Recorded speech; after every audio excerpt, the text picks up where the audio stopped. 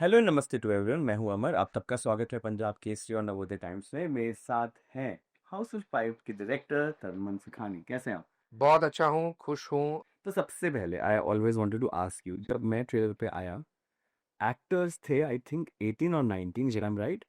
और मैंने कभी नहीं देखा कि इतने सारे लोग, मेरे को लग रहा था क्यूएनए कैसे कराएंगे, बट बहुत मज़ा आया। तो कास्टिंग प्रोसेस से स्टार्ट करते हैं। ये आइडिया पहले से ही था कि इतने नंबर ऑफ एक्टर्स रहेंगे, और कैसा नहीं, जैसे ही कहानी बढ़ती रही, जी पहले तो ऑफ कोर्स हमारे 3 जो हाउसफुल के स्टैंडर्ड हैं, अक्षय, रितेश, अभिषेक, बिल्कुल। वो तो ऑफ कोर्स पहले से ही पन्ने के पहले पेज लिखने से पहले ही वो तो थे ही, बिल्कुल क्योंकि हाउसफुल उनके बगैर बन नहीं सकता, बिल्कुल। राइट। जैसी कहानी लिखते गए हमको लगा कि इसमें किसको ले सकते हैं, इस कैरेक्टर को कौन ले सकते हैं। तो फिर बहुत सारे नाम दिए जाते थे उस वक्त, और साजिद सर सडनली बोलते थे कि इसमें ना संजू जैकी को ले लें। और हम लोग को लगता था कहाँ सोच रहे हैं, अच्छा, स्केल इनका स्केल कहीं और है, हमारा स्केल हमेशा कहीं और होता है। जी तो फिर होता था कि क्या ये जो कैरेक्टर है, उनका जो प्रेजेंस है, उनके जितने नंबर ऑफ सीन्स हैं, सब कुछ वो जस्टिफाई हो जाता है अगर मैं संजू सर को लूँ या जैकी सर को लूँ या नाना सर को लूँ। उनका प्रेजेंस सिर्फ ये नहीं कि वो कैमियो की तरह आ रहे हैं, 2 सीन कर रहे हैं, निकल जा रहे हैं, सिर्फ star value add star value add करने के लिए नहीं, उनका प्रेजेंस और जो स्टोरी में इंपॉर्टेंस है वो है कि नहीं। बिल्कुल तो उस हिसाब से साजिद सर हमेशा कहते हैं कि अगर बड़े एक्टर को अप्रोच करना है तो वो स्क्रिप्ट वैल्यू पे होना चाहिए, ना कि पैसों के बारे में, या जी अच्छा क्योंकि हाउसफुल का प्यार है तो आ जाओ, साजिद सर का प्यार है तो आ जाओ, तुमने तरुण के साथ प्यार है तो आ जाओ। उन हिसाब से कभी मत जाना। तो उस हिसाब से अगर आप देखिए पूरी पिक्चर में, मेरे ख्याल से सब जस्टिफाई हो चुका है। बिल्कुल बिल्कुल। और नाना पाटेकर सर, उनका एडिशन कास्ट में जब हुआ, उनको नरेशन के लिए आते गए जी होंगे, हाँ। आपने बात करी होगी, कैसी थी वो मीटिंग? आपने पहले पहले से उनसे उनको जानते हैं? नहीं, मैं उनको कभी नहीं मिला था। मैं उनके बारे में बहुत कुछ सुना था कि वो बहुत ही स्ट्रिक्ट होते हैं, बहुत सारे सवाल पूछेंगे, कभी कभी डांट लेते हैं, ये सब। और मैं गया उनसे मिलने और मुझे तो कोई और ही मिला हाँ वहाँ पे। शुरुआत बात हुई कि आई लव यू बेटा से, एंड हुआ आई लव यू बेटा पे। बहुत हंसने लगे, बहुत खुश हुए। तो मुझे कोई दूसरा ही नाना पाटेकर मिला है जो मैं जिससे मैं बहुत प्यार करता हूँ, मैं बहुत खुश हूँ उनके साथ, मुझे दूसरा साइड देखना भी नहीं। बिल्कुल। मैं, मेरे को भी बहुत लोगों ने कहा था कि बहुत इंटिमिडेटिंग है, और हम इंटरव्यू में गए, उन्होंने बिल्कुल ऐसे बात की जैसे मेरे पापा मेरे से हाँ, बात कर रहे हो। बिल्कुल। बहुत ही स्वीट है वो। पूरी मूवी का एक 70-80% पार्ट एक क्रूज में शूट हुआ है। जी हाँ। तो I am sure it comes with its own set of जी चैलेंजेस। यस, बिल्कुल। और चाहे वो सप्लाईज हो, चाहे एक्टर्स हो, मूवमेंट भी हो रहा है, तो कैसे कंट्रोल किया? प्रॉब्लमेटिक था कुछ दिन? प्रॉब्लमेटिक एक्टर तो नहीं था मेरे लिए कुछ, मेरे लिए और यूनिट के लिए एक नया एक्सपीरियंस था। बिल्कुल जैसे कि आप कह रहे कि एक तो मूवमेंट होती है शिप की, ऊपर नीचे भी चल रही है, लेफ्ट राइट भी टिल्ट हो रही है, सब कुछ हो रहा है। अच्छी बात यह है कि हम सब भी लेफ्ट राइट टिल्ट हो रहे हैं उसके साथ। तो एक अलग सा मजा जो आता है उसमें, कि बीच शॉट में कहीं समझो थोड़ा आप स्लिप हो गया, एक और एक और एक और एक और, तो बिल्कुल आप अपना नया बैलेंस ढूंढते हो एक शिप पर। शिप इतनी बड़ी होती है कि आगे कौन से साइड जाना है, पीछे की तरफ कौन से जाना है, वो कंफ्यूजन हो जाते हैं। अगर आपका कॉस्ट्यूम बेस है तो अगर शिप के आगे में है आपका कॉस्ट्यूम बेस और अगर आप पीछे शूट कर रहे हो तो 15 मिनट तो कमरे में तक जाते ही निकल जाते हैं। बिल्कुल। तो वेदर चेंज होते रहता है, हाँ कहीं कैप्टन ने पूरा सनलाइट चल रहा है, सब कुछ अच्छा चल रहा है, कैप्टन में एक आधा राइट टर्न मारा, क्लाउड आ गया। वो था। तो हर चीज जो प्रॉब्लम्स ऐसे आ सकती है। अ, लेकिन जो मजा आता है एक शिप पर होने का, सबके पास अपने कमरे हैं। अ, आप कहीं जा नहीं सकते हो, बीच समुद्र में हो आप, ये शिप चलती जा रही है, हवा अच्छी है, वेदर अच्छा है, आप 5 बजे तक शूट कर सकते हो, उसके बाद बस छुट्टी करो। आप शुरुआत नहीं करोगे 9 बजे से पहले, तो उसके पहले भी ब्रेकफास्ट आराम से करो, सब कुछ करो। तो it was a 9 to 5 job virtually, और बाकी बस हम लोग सब एक ग्रुप में हैं जो हॉलीडे कर रहे हैं। वाह! और आप कहीं घर भी नहीं जा सकते, तो कहीं नहीं जा सकते, फैमिली बन गई होगी आखिरी दिन। फुल्ली हर दिन आपका लंच साथ में है, आपका डिनर साथ में है, आपका ब्रेकफास्ट साथ में है, वर्कआउट साथ में हो रहा है, वॉक साथ में हो रहे हैं, हर चीज साथ में ही हो रहा है। अरे वाह, लवली! जैसे आपने लंच, ब्रेकफास्ट और डिनर का, क्यूजीन क्या था, इंडियन? क्यूजीन आपके पास एक क्रूज पर ना हर एक क्यूजीन अवेलेबल होता है 24/7। उनके जो शेफ्स हैं पता नहीं क्या क्या कुकअप करते रहते हैं पूरा दिन, बस लोगों को खिलाओ हर मोमेंट में। लंच और डिनर और लंच और ब्रेकफास्ट के बीच में आप एक मील कैसे डाल सकते हो? और उनके पास इंडियन शेफ भी है, इटालियन शेफ भी है, तो you can literally request for any kind of food you want. तो अगर आप सब टेबल पे बैठे हैं, कोई इंडियन खा रहा है, कोई पास्ता खा रहा है, कोई ये खा रहा है, कोई चाइनीज खा रहा है, हर किसी का फूड उधर अवेलेबल है। जिसकी जैसी भूख, जिसकी जैसी भूख सब मिट जाएगी। ऑल्सो जैसे अक्षय सर भी हैं इस मूवी में, उनके बारे में हमेशा कहा जाता है दो चीजें, एक तो पंचुअलिटी ऑफ कोर्स। और मुझे भी हमेशा बहुत सारे मेरे पीआर फ्रेंड्स कहते हैं कि अक्षय सर का इवेंट हो तो बिफोर टाइम आओ, बाकी इवेंट्स में डिले होगा लेकिन वो पहले से आगे रहते हैं और हमेशा बदवाया भी है। और अबाउट प्रैंक्स, उनके बारे में ये भी इनफेमस है कि वो हमेशा उनको मजा आता है प्रैंक्स करने में। तो पंचुअलिटी तो यहाँ पे उनको देख के बाकियों को भी आगे होगी, क्योंकि आप तो कहीं और से आ ही नहीं रहे हो ना, आप तो उधर ही करेक्ट, उधर ही हो। वैसे भी सिर्फ उनकी पंक्चुअलिटी को देखकर नहीं, बट आपके पास और कुछ है नहीं करने के लिए उस शिप पर। तो जब 9 बजे का अगर आपका कॉल टाइम हो, 8:45 सब लोग पहुंच चुके हैं ऑलरेडी आपका दिन जो शुरू हुआ है मजे से शुरू है कि सब लोग टाइम पे है, सब लोग को और कोई काम ही नहीं है कहीं जाने के लिए। मैक्सिमम आपका हो सकता है कि आपको रेस्टोरेंट में जाना हो खाना खाने के लिए, तो आप कितना खाओगे? आप कर लो काम। तो 9 से 5 में हम लोग शूटिंग कर रहे हैं, बीच में एक लंच ब्रेक भी हो गया, नाश्ता तो चल ही रहा है, आप हर जगह जाओ कोई ट्रे लेके खड़ा हुआ है कुछ देने के लिए। तो वैसे कोई भी हर कोई पंक्चुअल था, क्योंकि और कोई जगह ही नहीं है जाने के लिए। बिल्कुल। मुझे याद है ट्रेलर में सब आपकी बहुत तारीफ कर रहे थे, आपके काम की तो कर रहे थे, आपके नेचर की, कि आप बहुत इंडेयरिंग हो, लोगों के साथ बहुत जल्दी घुल मिल जाते हो और फैमिली बन जाती है। मेरे असिस्टेंट्स को ये सब मत कहना, वो अग्री नहीं करेंगे बिल्कुल। पर मुझे याद है नाना सर भी बहुत तारीफ, सब कह रहे थे कि like they were boosting you up. तो जब हमेशा एक सेट पे ऐसा होता है ना, अगर इतने सारे एक्टर्स हैं तो एक एक्टर के साथ एक इक्वेशन कुछ ज्यादा अच्छी हो जाती है, एक हो जाता है दिस माय फेवरेट एक्टर, जिनके साथ शायद एक कंफर्ट लेवल बहुत बढ़ जाता है। इन 18-19 में कौन है वो? आई थिंक अभिषेक। मेरे पास कोई था नहीं, क्योंकि वैसा जो प्रेफरेंशियल था मेरे लिए, अभिषेक के साथ मैं उनको 16 साल की उम्र से जानता हूँ। तो मेरे लिए वो रिलेशनशिप कभी चेंज नहीं हुआ है, वो हमेशा से वैसे हुआ। जब मैं पिक्चर नहीं बना रहा हूँ, मैं बना रहा हूँ, तो सब सेम है। रितेश को भी मैं बहुत सालों से जानता हूँ, अक्षय सर मेरे लिए नए थे, संजू सर मेरे लिए सॉर्ट ऑफ नए थे। मैंने उनके साथ RA1 में एक असिस्ट किया था, तो मैं वहाँ पे उनसे जानता हूँ। उनका स्कूल और मेरा स्कूल सेम है। जैकी सर मेरे ने, नाना सर मेरे ने, बट मेरे लिए कोई ऐसा नहीं था कि मैं इनको प्रेफर करता हूँ और इनको नहीं। मेरे लिए अजीब बात यह है कि ये सब मुझसे बड़े हैं, लेकिन जहां पर डायरेक्शन की बात हो सब मेरे बच्चे हैं। मुझे हर किसी से उतना ही प्यार है, उतना ही लगाव है, उतना ही मेरे लिए इम्पोर्टेंट है कि इनको इनका ड्यू मिले, इनको इनका सीन मिले, इनको इनका जो कैरेक्टर हमने 1.5 साल लगाए हैं उनको लिखने में, उनको वो मैं जस्टिफाई कर सकूं।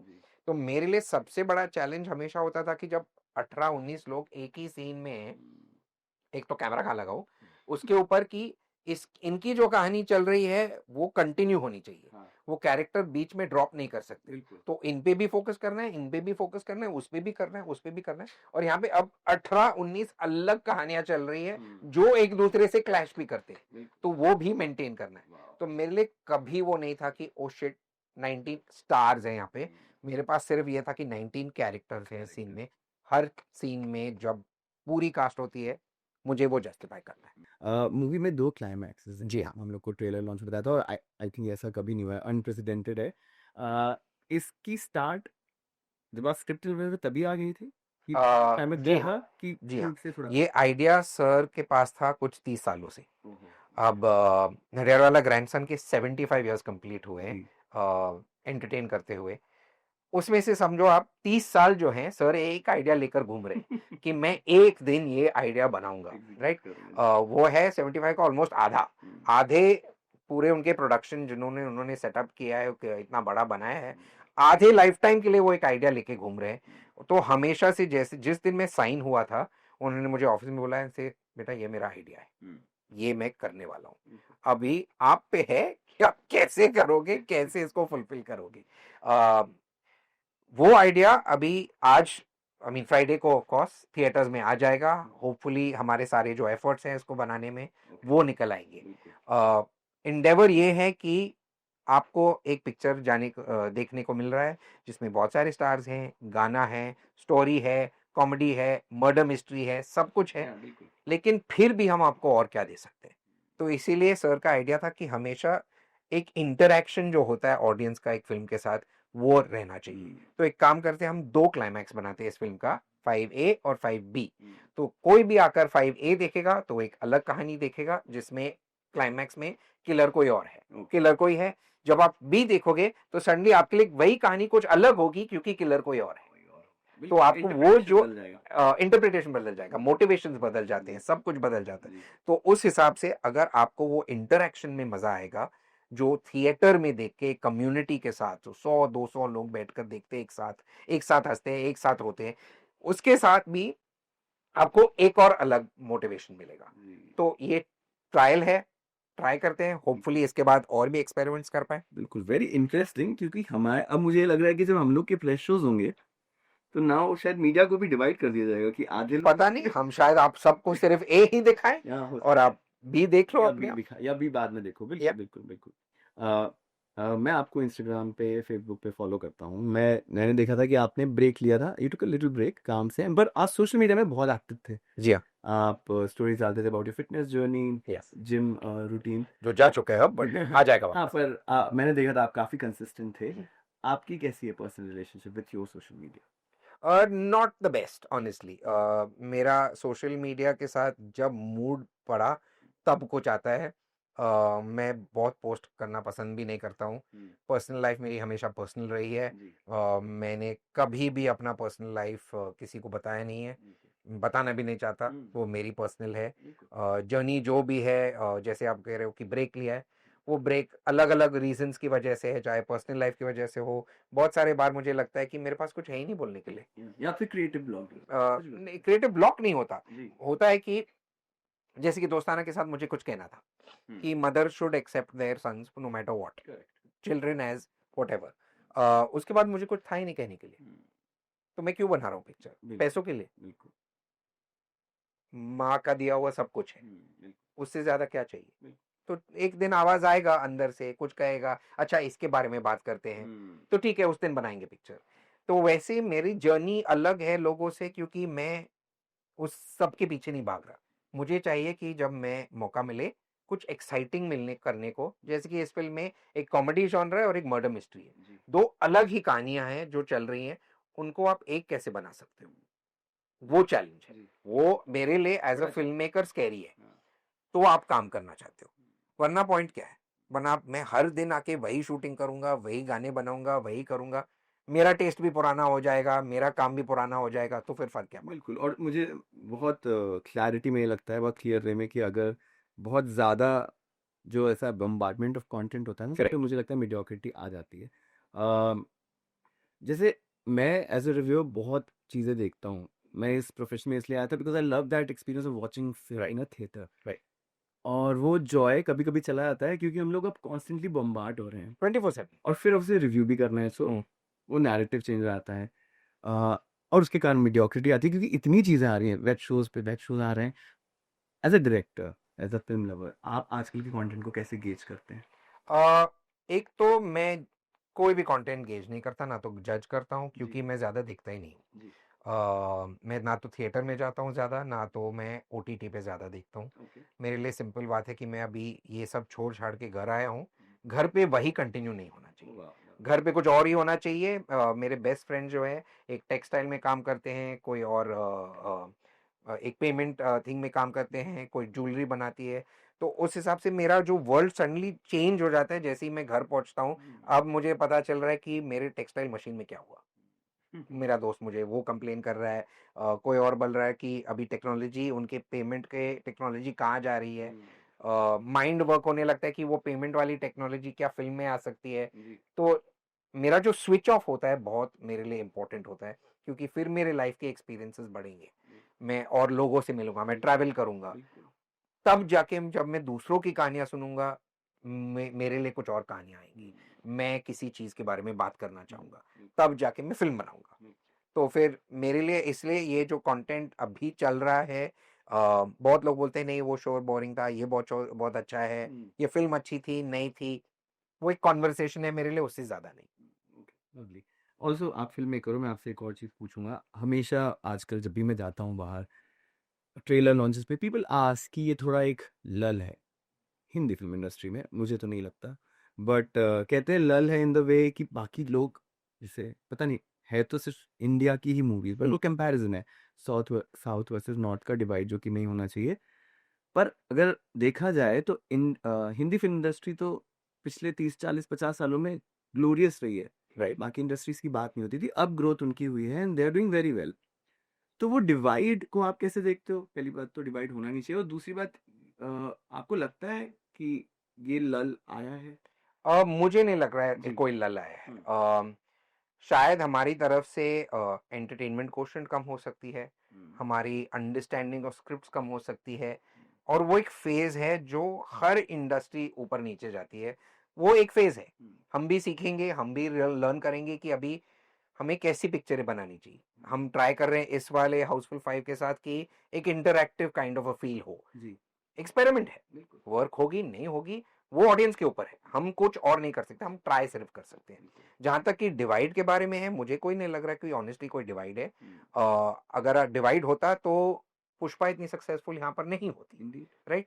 तो हमारी तरफ से कोई भी डिवाइड ना, तो उनकी तरफ से हमें रियलाइज हुआ है कि एक मार्केट वहां भी है, उन्हें रियलाइज हुआ है कि एक मार्केट यहाँ भी है, तो उनके फिल्म्स अभी हिंदी में बन रहे हैं, हमारे फिल्म्स भी तमिल तेलुगु और कन्नडा में बन रहे हैं, डबिंग में हो रहे हैं, जो भी हो रहे हैं।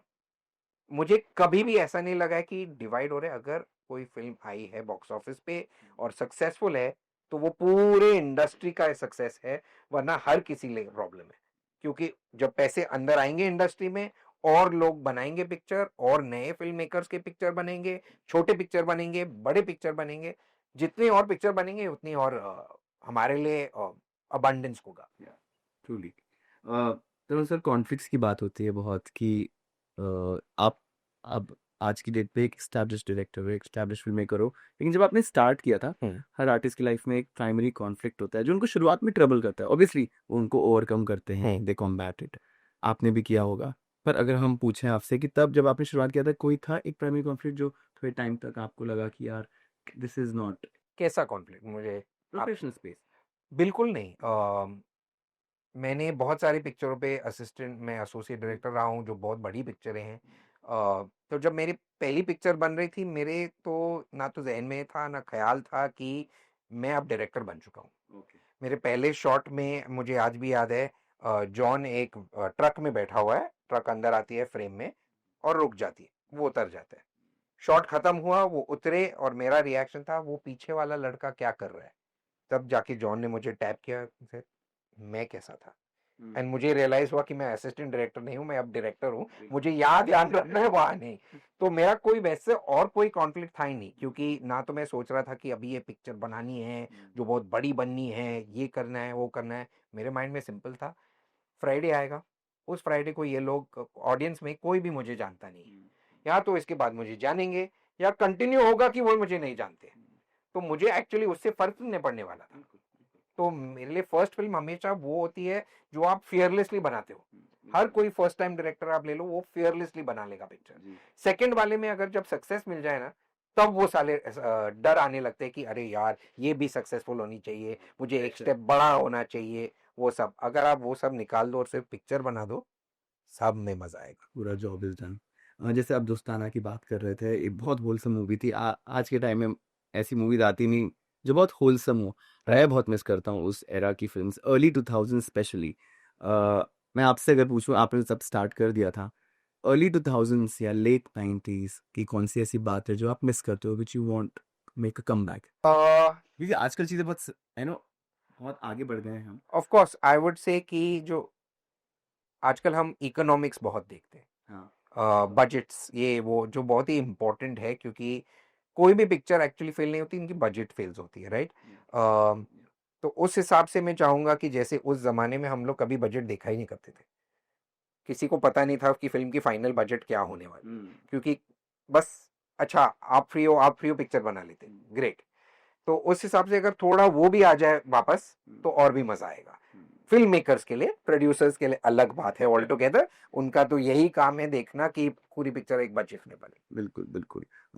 हाउसफुल 5 पे वापस आते हैं। मुझे ये भी पूछना था, ट्रेलर पे ये बताया गया था कि एक्टर्स को भी नहीं पता है जी हाँ, क्लाइमैक्स का, जी हाँ। उस बारे में कुछ बताइए, सही इंटरेस्ट। तो मैं बहुत क्लियर था स्टार्ट से कि मैं किसी को भी क्लाइमैक्स नहीं बताऊंगा। तो जब स्क्रिप्ट बाहर जाती थी पन्ने वहीं पे खत्म हो जाते थे। एक पॉइंट है जहाँ पे मैंने सिलेक्ट किया था और कहा कि इसके बाद पेजेस नहीं जाएंगे। बहुत बार एक बार श्रेयस ने मुझे आके बोला कि मैं पहली बार एक पिक्चर कर रहा हूँ जिसको मुझे पता ही नहीं कि क्लाइमैक्स है कि नहीं। अक्षय सर बहुत पूछते थे, भाई मेरे को बता दे, मेरे को तो पता चले। हर कोई मुझसे पूछता था, लेकिन किसी को मैंने नहीं बताया क्लाइमैक्स क्या है। जिस दिन तक हम लोग वो क्लाइमैक्स शूट नहीं कर रहे थे उस दिन कुछ लोगों को पता चला और वहां तक बात रुकी हुई है। अब मैं जब मैं स्क्रीनिंग्स भी करता हूँ ऑफिस में या कहीं और, मैं उसी पॉइंट पे रुकता हूँ जहाँ पे वो पन्ने रुक गए। इसके बाद आगे आप थिएटर में जाए। थिएटर में देखो। सबसे ज्यादा किसने जुगाड़ या तिकड़म लगाई कि मुझे बता दो? बहुत लोगों ने, आई थिंक नरगिस ने किया है, सोनम ने किया है, जैकलिन ने किया है, फिर अभिषेक ने बहुत ट्राई किया है, अक्षय ने तो बहुत ही बार ट्राई किया मेरे साथ। वैसे कोई है नहीं मेरे कास्ट में जिसने, चंकी ने बहुत ट्राई मारा है मेरे साथ कि उन्होंने कहा कि मुझे बना लो किलर, मैं आपको पैसे भी दे दूंगा। वो सब अपने जोक्स करते रहते हैं, लेकिन किसी को कुछ नहीं पता है। Determined director. अभी तो ये मूवी रिलीज होगी, हम सब देखेंगे, आपको बताएंगे कैसी लगी। इसके बाद कुछ ऑलरेडी है जी राइटिंग हाँ, स्टेज पे? पाइपलाइन में है। Right. मैं इस वक्त आपको डिटेल्स नहीं बता सकता जॉनी कि बता सकते हैं? इस वक्त नहीं, Okay. मैं कुछ नहीं कहूंगा। अभी सिर्फ हाउसफुल 5 चल रहा है मेरे लिए। इसके बाद साजिद सर और मैं ऑलरेडी नेक्स्ट के बारे में बात कर रहे हैं, वो ऑलरेडी पाइपलाइन में है। लेकिन जल्दी by hopefully by end of June I will be able to announce something. अरे वाह, लवली लवली। बहुत सारे स्टार्स हैं, बहुत अच्छे गाने हैं, बहुत सारा अच्छा लुक है, एक शिप पर है। हर चीज इसमें कुछ ना कुछ नई लाती है, लेकिन वही हाउसफुल आपको मिलेगा। Thank you. Thank you, Thank you. Lovely meeting you, Great thank to you. talk to you. Thank you.